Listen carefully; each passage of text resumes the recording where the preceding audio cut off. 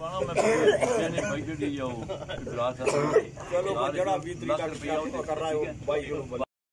वो देखो बाती का कार्य में मस्जिद चोरी जमा बनी है मैं तो पहले मुसाफिर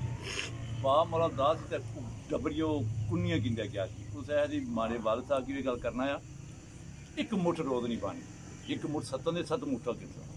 मेरा ईमान ते यकीन है कि बार्डर तो कोई जरा साहिब जदा 1500 रुपया तुम्हारे तक कार मतलब घुलना मैं तो घुलोर नहीं मेरी जिम्मेदारी है कि उसमें 500 रुपया फी कार 1000 मेरी जिम्मेदारी बहुत इस तरह गट पर हर ग्रां में ड्यूटी लाओ बंदे सारा सब मल्ले मल्ले मीटिंगां कर रहे हैं डेली शाबी एक जगह घुलोर भी जो इंशाल्लाह तो जरा मैं तो आप ज्यादा 1 लाख रुपया दे क्योंकि बगार 3 तारीख ही ना पिया उसमें भेजन दी पैसे मैं तो 3 तारीख ने भेजा मैं क्या पेड़ पैकेज जाते हैं ठीक है वो मैं कुछ सोशल मीडिया पर ना मतलब बना चढ़ा भी मुड़े भैन आख्या वे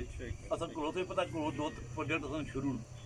तो उसने कट्टी का भी अस 100 लाख रुपया आप देसा बाकी घलोर भी जो कोई बंदा आ वो 500 देसी जो साहिब जिदा 1000 रुपया था अस कार गिन सा कितने कार उस हिसाब से पेमेंट अस शुरू कर देसा जरा अस लाने ग्रां कार कार पर पैसे लाओ अल्लाह जाना कि मी पहले नहीं सी पता कि इलाके साढ़े कितने लोग गरीब भी है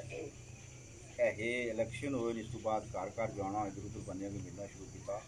कुछ लोग ऐसे ने इलाके साढ़े जो तिहाड़ न लगे तो चूल्हा नहीं जाता समझो उन्होंने कार जाई तो उन्होंने शर्मिंदा करने वाली गल है उन्होंने मुस्तसना करी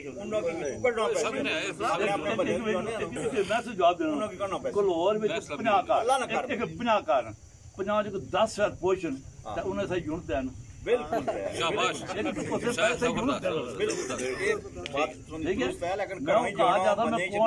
मारी या दूध भी कितने घर बनने ठीक है जो गरीब होने पर्सन जो किसान वो मारी जिम्मेदारी सरकार दे रहे सही है अपने अपने मल्ले मैं सही बात तो ये सड़क पूरे साथ की भी नहीं बनाओगे तो सरकार नहीं सड़क बनी जैसी बाहरों भी फंड ऐसी इंशाल्लाह 4 सड़कें बनासा इंशाल्लाह एक मसाद करोड़ तक एक निकी जी मस्जिद बनी अज अल्लाह दा रसूल की मेहरबानी नाल कितना बड़ा काम ठीक है इस प्रोजेक्ट नाल ये ना समझो कि असल गल करनी अपने घर घलोर नहीं पूरे कुटे मैं रहना घलोरा भी ठीक है गल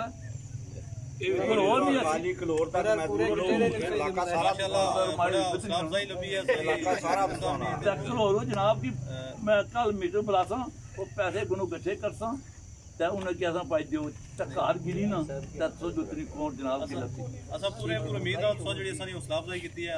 नहीं अग बनना ना सबका ये सब तो पहला घर भुख होगा बाहर खाए तो नहीं बन लगी